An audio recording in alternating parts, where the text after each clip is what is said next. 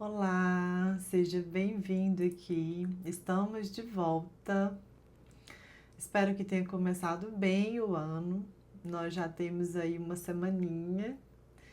Mas se não tiver, sempre é tempo de nos alinhar para que a gente tenha uma vida mais proveitosa. E o diálogo que nós veremos hoje, eu acho que tem tudo a ver com essa época de início de ano, porque ele vai falar sobre a imortalidade da alma e, consequentemente, sobre o que tem real importância nessa vida e a que nós deveríamos nos dedicar para que a gente tenha uma verdadeira realização. Vamos lá então descobrir o que é isso? Não é pouca coisa, não é?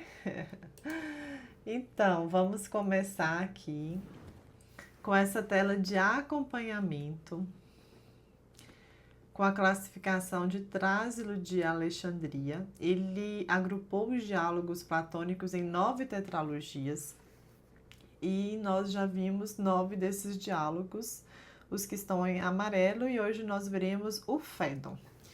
Então, o Fédon leva o nome do seu narrador.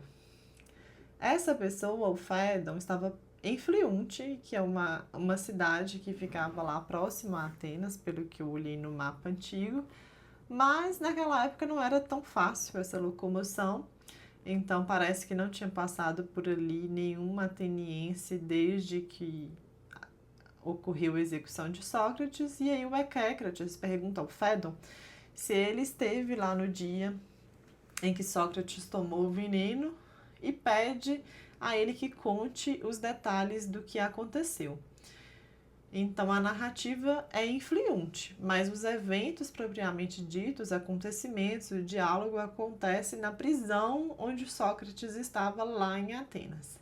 E quem são os personagens? São Equécrates, Fédon, Apolodoro, Cebes, Símias, Criton e o servidor dos 11, que era o empregado encarregado de dar o veneno a Sócrates. E quando ocorreu? Na véspera da morte de Sócrates, mais propriamente no dia em que ele tomou o veneno. E aí o Equécrates, ele questiona o Fédon sobre o que Sócrates disse antes de morrer e por que Sócrates morreu muito tempo depois do julgamento. Aí o Fédon fala que isso aconteceu por acaso. É que a coroação da proa do navio Adelos ocorreu no dia anterior ao julgamento. Então existia uma história de que o Minotauro que habitava o labirinto em Creta fazia o rei Minos exigir de Atenas anualmente o envio de 14 virgens, 7 jovens de cada sexo, para serem sacrificados pelo Minotauro. E aí, certa vez, Teseu derrotou esse Minotauro com a ajuda de Ariadne, a filha do rei, e salvou esses 14 jovens, a si próprio e aos 14 jovens. Mas parece que teve uma promessa solene a Apolo de que, se eles fossem salvos, Atenas enviaria anualmente a Delos uma embaixada, porque Delos é a ilha em que o Apolo nasceu. Então, por causa disso, existia uma lei em Atenas que obrigava a cidade a se manter pura desde a coroação do navio até o seu retorno. Não podia ter nenhuma execução nesse tempo. E aí, foi exatamente o que aconteceu. A coroação foi no dia anterior ao julgamento e parece que houve muitos ventos desfavoráveis que atrasaram o retorno desse navio. Por isso, demorou mais do que costume a execução do Sócrates. E aí o Fédon fala que o maior prazer dele, conta o Equécrates, é ouvir falar sobre Sócrates, seja ele mesmo contando ou ouvindo outras pessoas falar. Então, que ele vai sim contar aqui como foi esse dia com muito prazer. E ele fala que foi um dia misto de prazer e dor, porque eles sentiam prazer por estarem na companhia do seu mestre e amigo e ouvir os seus ensinamentos, mas eles já sentiam a dor da iminência da sua morte e da perda daquele amigo tão querido. Ele fala às pessoas que estavam presentes lá no dia e fala expressamente que o Platão estava ausente e supõe que o Platão estava doente. E quem escreveu esse diálogo foi o próprio Platão. Então, não sabemos se esse foi um artifício literário ou se realmente Platão não estava lá naquele dia. Eu queria ser uma mosca, uma mosquinha lá naquele dia para eu conseguir confirmar isso. Mas realmente vou ficar só na curiosidade. E aí ele fala que era um hábito dos amigos de Sócrates visitá-lo na prisão todos os dias. Eles se encontravam na frente do tribunal onde ocorreu o julgamento, porque esse tribunal ficava perto da prisão. E aí eles iam para lá logo no amanhecer, mas nesse dia eles não conseguiram entrar imediatamente porque os 11, que eram os juízes encarregados dessa parte carcerária e da execução em Atenas, eles estavam livrando Sócrates de suas correntes e explicando como seria a sua execução naquele dia.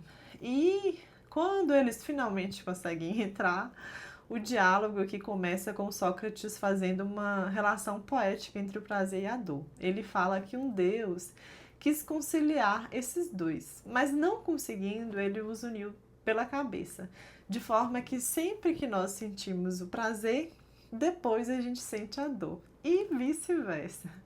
E isso acontecia com ele naquele momento. Ele sentia a dor quando estava com as correntes, e agora que ele estava que ele foi libertado, ele sentia o prazer. Aí o Sebes, que estava lá, diz que Eveno, uma pessoa que não estava presente, questionou sobre essa veia poética tardia de Sócrates, porque parece que o Sócrates fez versificações de fábulas de Esopo e compôs um hino a Apolo na prisão. Aí ele fala que isso é devido a um sonho que ele teve já faz muito tempo. E esse sonho falava para ele praticar a arte das musas e se empenhar nelas. Mas como ele já se dedicava à maior forma de música, que é a filosofia, ele não deu muita importância a esse sonho. Mas que lá na prisão, ele refletindo melhor, ele achou que o sonho pudesse se referir à forma comum de música, que é a poesia. Então foi por esse motivo. E aí ele fala a Sebes que conte isso a Eveno e o convide a seguir o seu conselho. E aí Símias, outra pessoa que estava lá presente e conhecia também o Eveno, questiona que conselho seria esse. Aí o Símias fala assim: o que queres dizer com isso, Sócrates?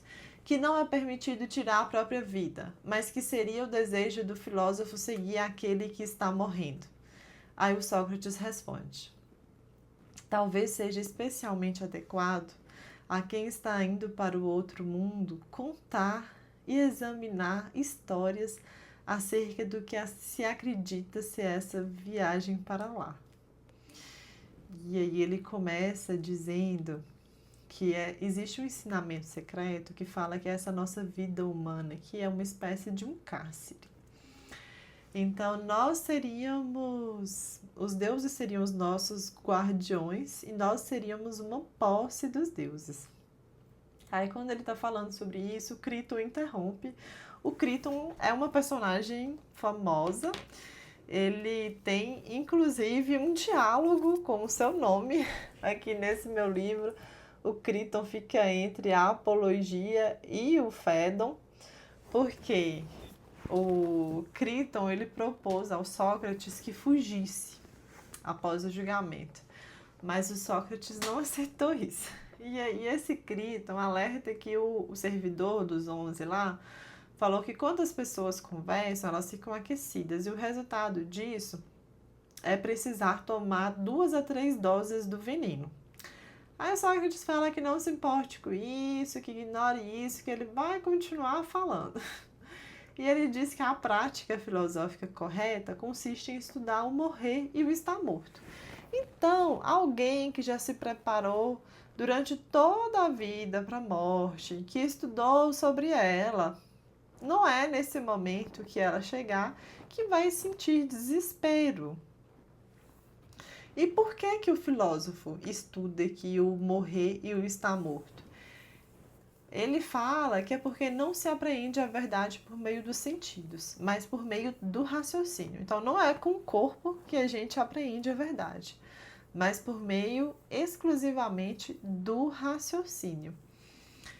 E isso daqui, essa ideia já foi abordada lá no diálogo teeteto que nós já vimos. Então, é com o pensamento puro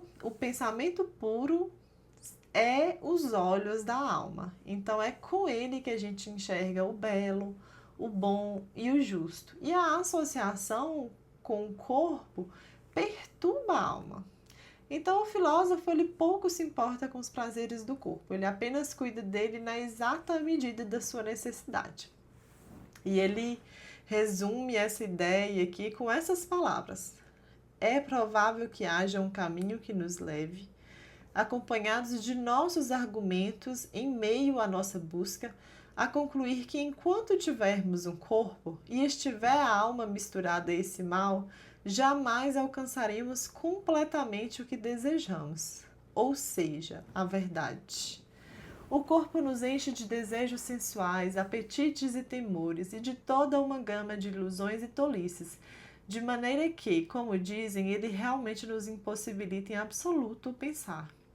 O resultado de tudo isso é não nos restar tempo para o cultivo da filosofia, mas o pior de tudo é que, se realmente conseguimos algum ócio e nos voltamos para a filosofia, o corpo incessantemente irrompe em meio aos nossos estudos, nos transtornando com confusão, agitação e medo, de modo a nos impedir de contemplar a verdade.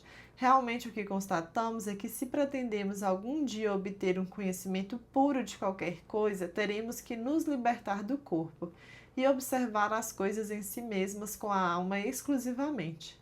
Assim, como indica nosso argumento, é provável que quando estivermos mortos, teremos a sabedoria pela qual ansiamos e da qual afirmamos ser amantes, e não enquanto vivermos. De fato, na hipótese da impossibilidade de conhecimento puro enquanto estamos associados a um corpo, é necessário concluir uma de duas coisas: ou tal conhecimento não pode ser adquirido de modo algum, ou somente pode ser quando estivermos mortos, que é quando a alma estará sozinha, separada do corpo, e não antes.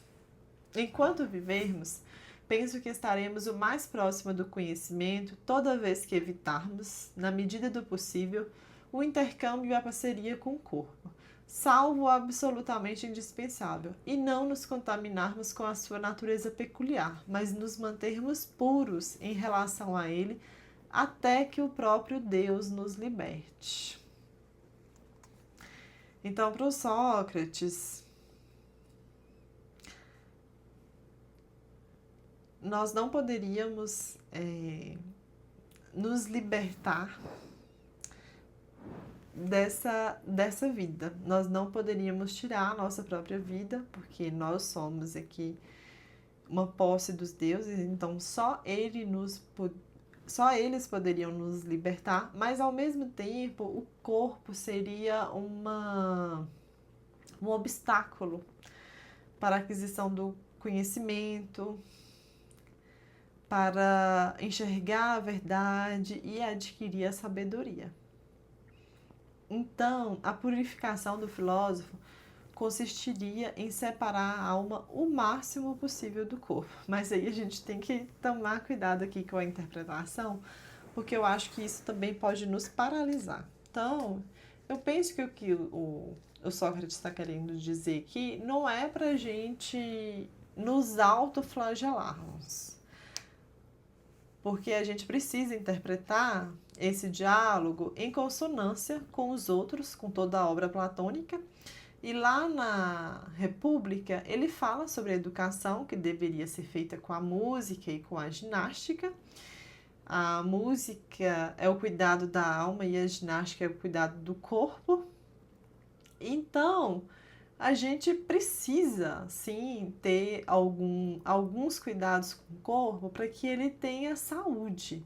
Então, nós precisamos dar uma certa quantidade de exercício e alimentos saudáveis sono também, para que o corpo tenha saúde. O que ele está falando aqui é do exagero, na minha visão, que a gente não pode exagerar, né? Nem, por exemplo, comer demais da conta e nem também como algumas pessoas fazem, que vivem em função do corpo, vivem aí praticando exercício, né? Nem é atleta, nem nada, e parece que é um escravo do corpo. Então, nem se autoflagelar e nem exagerar também nos cuidados do corpo. O que ele fala aqui, na minha visão, é um equilíbrio. O equilíbrio que visa a saúde. Então, ele fala que a verdadeira coragem e autocontrole é uma característica apenas de homens com essa disposição aqui. Porque outros até podem ser moderados, mas fazem isso com vistas a ter outros prazeres sensórios. Só o filósofo é que faz essa purificação aqui do corpo, realmente com vistas à aquisição do conhecimento, da virtude e da sabedoria. Então, por fim, ele fala que somente terá sua morada com os deuses quem for para o Hades iniciado e purificado. E aí, depois de tudo isso que ele falou aqui, aí o Sebes fala assim: ah, Sócrates, mas a maioria não acredita nisso não, viu? A maioria acredita que a alma é destruída após a morte e não existe mais em lugar algum. Aí, por causa disso, Sócrates vai falar aqui sobre a imortalidade da alma. E o primeiro argumento que ele traz é que todas as coisas são geradas do seu contrário. Então, por exemplo, algo que é grande primeiro foi pequeno. Então, um ser humano adulto primeiro foi um feto, foi uma criancinha. Uma árvore que hoje é grandiosa, também ela já foi uma sementinha. Então, a partir aqui desse primeiro argumento, ele conclui que são fatos. O retorno à vida é um fato. É um fato também que os vivos são gerados a partir dos mortos e a existência da alma dos mortos também é um fato. E aí, o segundo argumento é que aprendizado é reminiscência. Isso daqui já foi visto lá no Diálogo Fedro, onde ele fala que nós já viajamos pelo céu com os deuses e que nessa viagem nós conhecemos tudo, absolutamente tudo. Então, nós temos o conhecimento dentro de nós. Acontece é que nós nos esquecemos disso. Então, quando a gente acha que a gente aprendeu alguma coisa, na verdade, nós não aprendemos. A gente lembrou. É só uma lembrança que a gente conseguiu resgatar. E aí, eles, né, se convencem disso aqui, mas o Simmias fala assim, olha, a existência da alma anterior ao nascimento foi demonstrada, mas não a sua continuidade posterior. Entendi que realmente a alma existiria antes de vir para cá, mas a sua continuidade depois da morte você não conseguiu demonstrar. Aí o Sócrates fala que existem dois tipos de existência, uma visível, que está sempre mudando, e uma invisível, que não muda nunca. Então, a alma, ela é semelhante ao invisível, ao divino, ao imortal, ao inteligível, ao uniforme, ao indissolúvel, ao sempre imutável.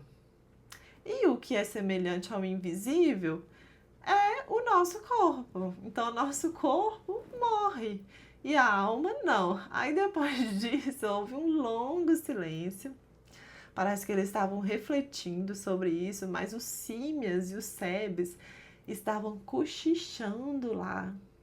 Aí o Sócrates pergunta assim: vocês entenderam mesmo ou vocês ainda estão com dúvida? Ou vocês estão falando sobre outro assunto? Aí eles falam que eles estão com dúvida ainda, mas que eles não quiseram trazer isso, eles ficaram receosos de trazer isso nesse presente infortúnio do Sócrates, né? Na véspera de sua morte. Aí o Sócrates ri, porque ele não está nem um pouco abalado com isso. Ao contrário, ele está muito bem e ele faz uma comparação aqui dele próprio com os cisnes. Ele fala o seguinte: Parece que me julgais, em matéria de profecia, inferior aos cisnes. Estes cantam antes igualmente, mas quando sentem que estão para morrer, cantam mais e com máxima beleza no seu regozijo pela partida para se juntarem ao Deus do qual são servidores. Penso que eu igualmente sou um co-servidor dos cisnes, consagrado ao mesmo Deus, que recebi de nosso Senhor um dom de profecia, que não é inferior ao dos cisnes, e que parto da vida tão pouco abalado pela tristeza quanto eles. Portanto, no que diz respeito a isso, falai e perguntai tudo quanto quiserdes, até quando permitirem os 11 dos atenienses. Que bonita, né? Aí, depois disso, o Símias fala qual que era a dúvida dele, que não era uma dúvida só dele, era uma dúvida que a maioria das pessoas achava naquela época. E essa dúvida que era se a alma é uma espécie de harmonia do corpo. Então, da mesma forma como, por exemplo, uma lira. Se as cordas dela estiverem no seu lugar devido, se tudo estiver funcionando, ela é capaz de produzir uma harmonia, uma música, uma melodia.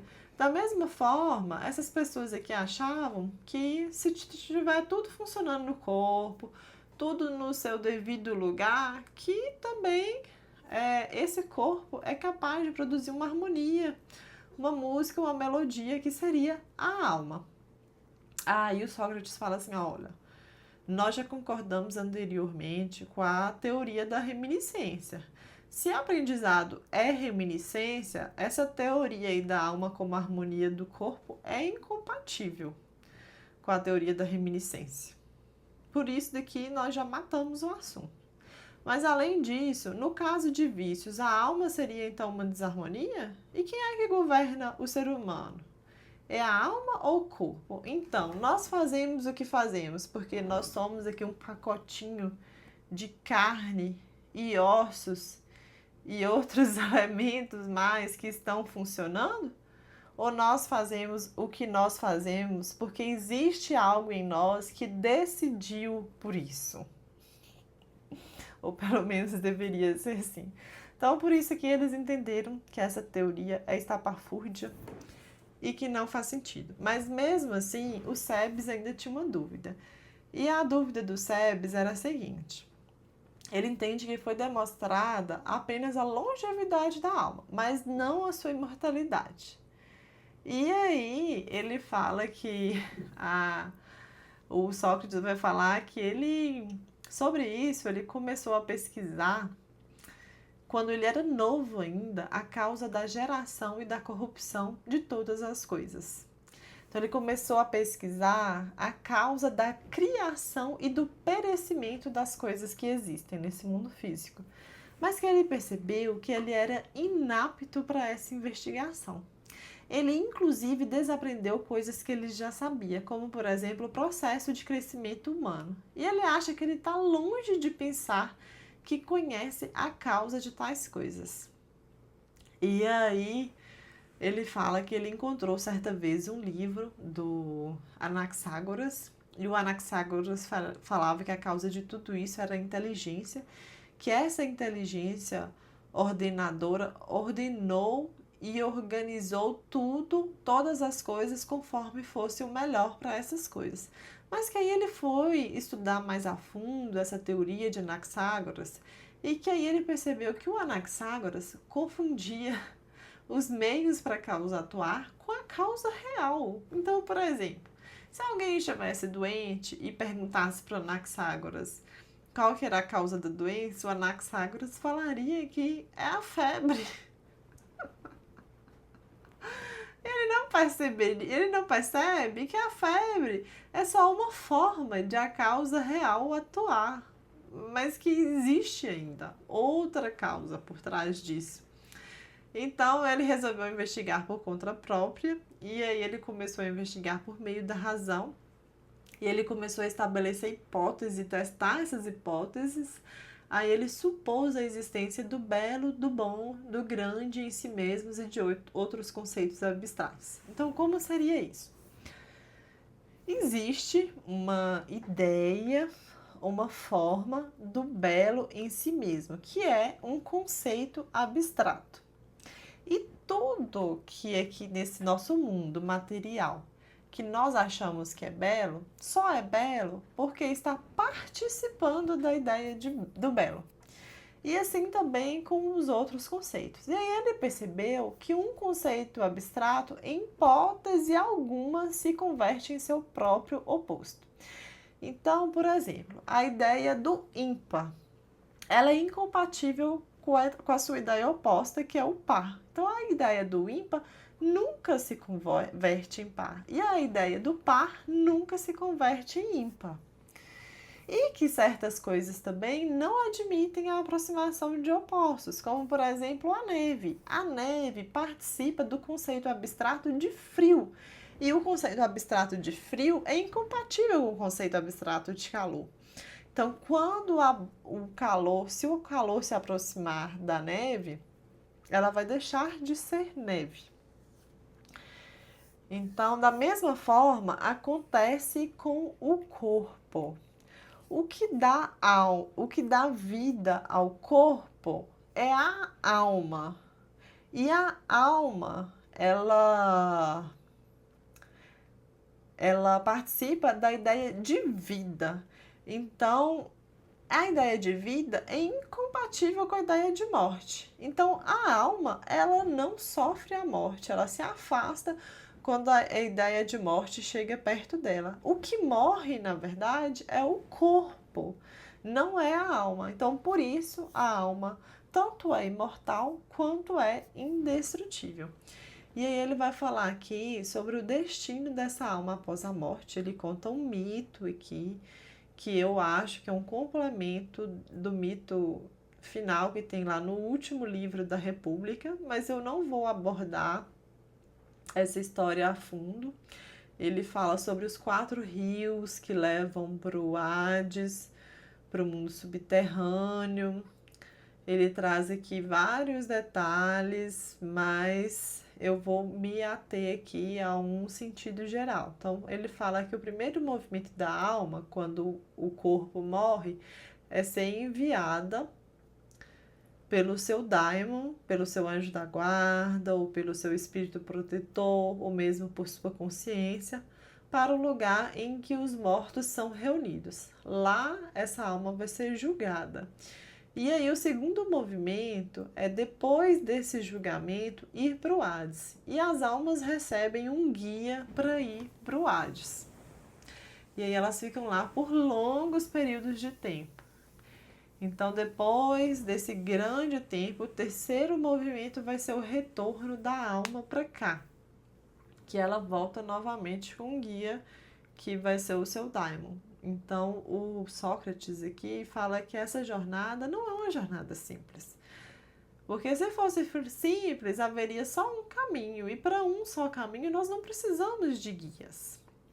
Mas que se precisa de guias é porque ela é bifurcada, é porque é um caminho tortuoso, não é um caminho fácil esse daqui.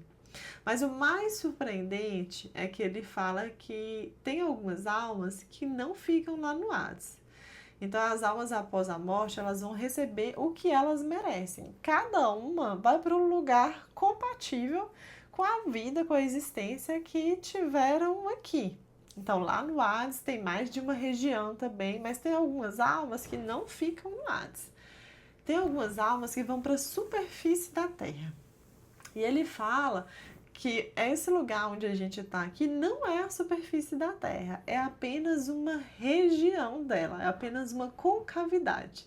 Ainda existe uma superfície que está numa região superior.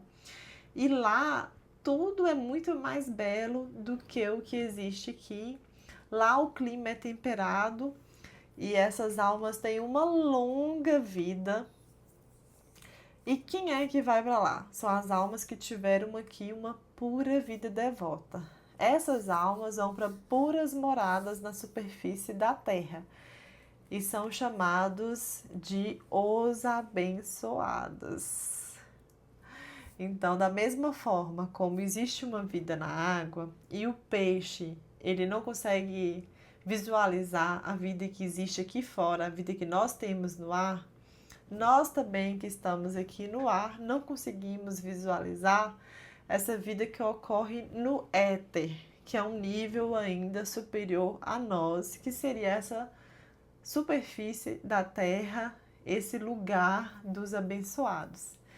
Aí ele diz assim: é nosso dever dar o melhor de nós mesmos para que possamos participar da virtude e da sabedoria ao longo da vida. De fato, a recompensa para isso é admirável e a esperança grandiosa. E aí, só que ele fala, ele admite isso daqui. Olha só, ele admite que uma pessoa sensata não vai acreditar literalmente no que foi dito.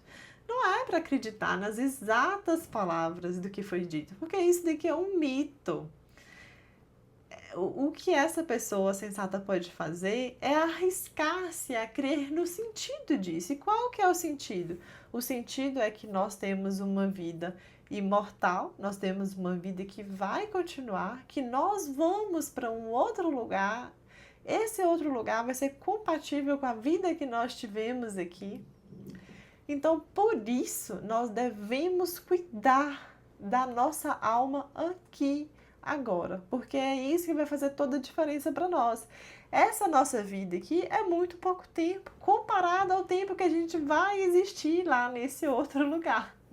Então, esse é um nobre risco que nós podemos correr e que nós deveríamos repetir essas palavras para nós mesmos, como se fossem palavras de encantamento para nos motivar a permanecer firme nessa caminhada.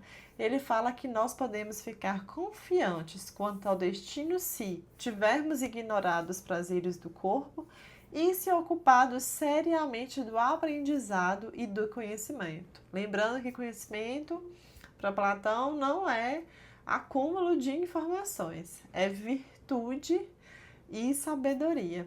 Então, nós precisamos adornar a alma com os ornamentos que lhe são próprios aqui. Ele dá os exemplos de autocontrole, justiça, coragem, liberdade, verdade. Então, não deveríamos aqui nos preocupar de adornar o nosso corpo com roupas e com sapatos elegantes, mas que a gente deve cuidar mesmo da nossa alma. É isso o que vai fazer diferença pra gente. Aí, já aqui, quase no pôr do sol, o Críton pergunta para o Sócrates se ele quer deixar alguma determinação, alguma recomendação para que eles cumpram após a sua morte. E aí o Sócrates fala exatamente o que ele já tinha dito lá na Apologia. Ele repete, ele reitera isso. Ele fala assim: se cuidardes de vós mesmos em tudo quanto fizerdes, estareis servindo a mim, aos meus e a vós próprios.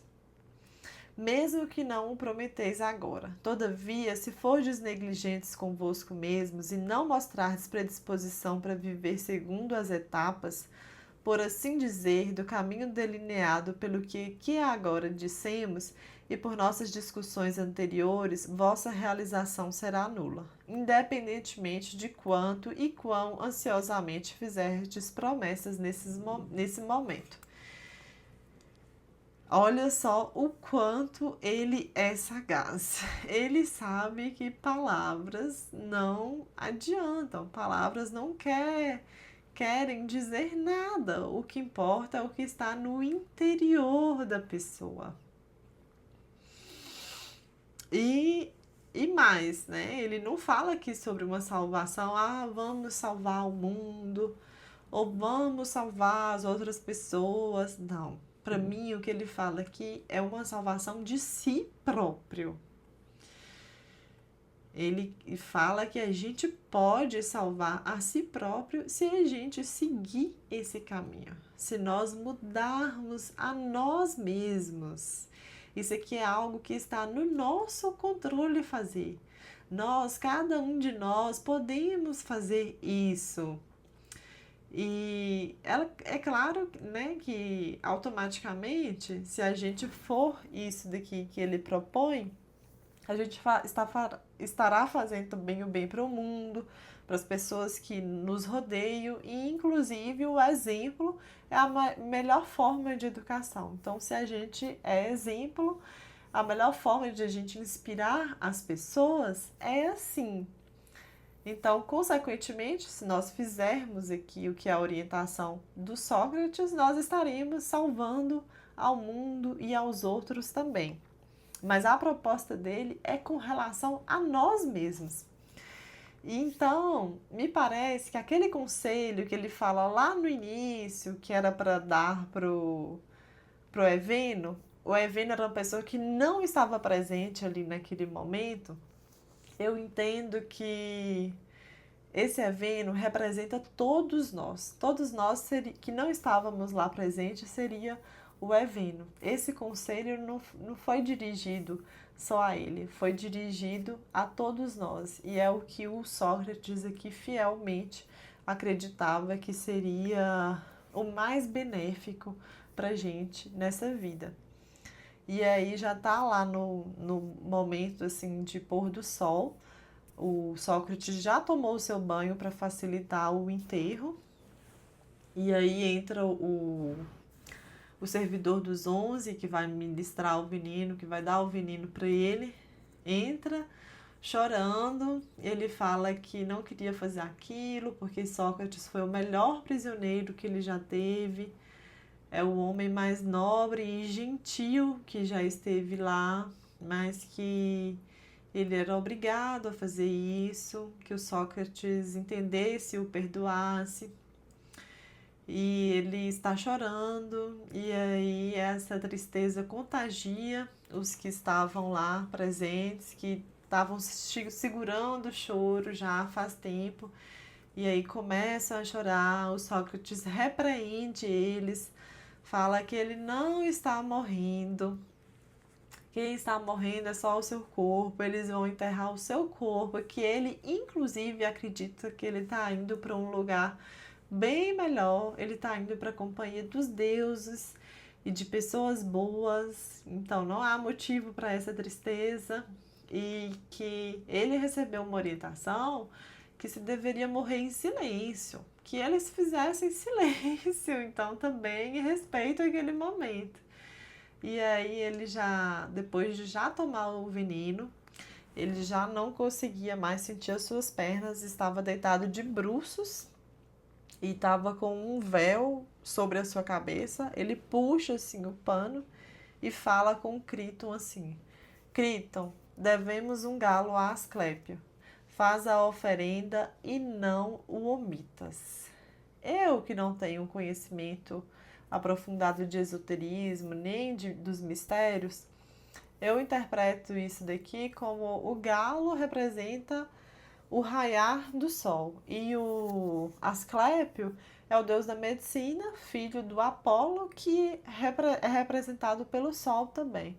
Então me parece que naquele momento de pôr do sol, isso quer dizer que aquele era um pôr do sol apenas para o corpo do Sócrates, mas que como ele cuidou de sua alma durante toda a vida, a sua alma estava saudável, ele estava indo para um lugar em que haveria um nascer do sol espiritual. A sua alma ia nascer em um outro lugar espiritual. Eu acho que é isso que ele quis dizer com essa última frase. E aí, as últimas palavras mesmo são do Fédon, que é o narrador. Aí ele fala assim com Ecécrates: esse foi o fim, Ecécrates, de nosso amigo. Um homem, poderíamos dizê-lo, que foi entre todos os que conhecemos o melhor, como também o mais sábio e o mais justo. E aí por isso aqui nós percebemos o quanto esse mestre era amado e admirado por Platão, porque foi Platão que escreveu esse diálogo. Então, com certeza deve ter sido difícil para ele a perda desse querido amigo, e não sabemos exatamente quem foi, se o que está escrito aqui realmente foi dito naquele dia, ou se o que está escrito aqui é a ideia do próprio Platão, que é o autor do diálogo.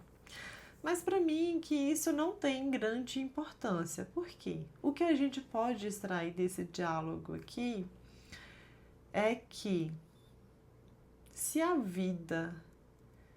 nós realmente formos imortais, tudo o que nós fazemos aqui, todas as nossas ações, o que a gente faz, cada uma de nossas ações, todos os dias, se justifica? Faz sentido? O que nós estamos fazendo se justifica nessa perspectiva da vida imortal? E mais ainda, de que essa vida que nós temos aqui seria bem menor do que essa outra que a gente vai ter lá no outro mundo. Então, eu acho que esse é o melhor, é a grande riqueza que a gente pode extrair aqui desse diálogo, é a grande reflexão que a gente pode fazer todos os dias, né? E eu acho que vale a pena nós seguirmos aqui o conselho, tanto de Sócrates quanto de Platão, e nos arriscarmos a crer nisso, porque isso não vai nos fazer mal algum. Isso só vai nos fazer bem. E assim, eu confio pela coerência da vida de Platão. Eu confio nas palavras dele. E para mim, eu acho que isso faz muito sentido. Então, eu desejo que nós tenhamos um bom ano, um abençoado ano, que nós caminhemos um pouquinho mais em direção a essa região dos abençoados, porque isso só vai nos fazer bem.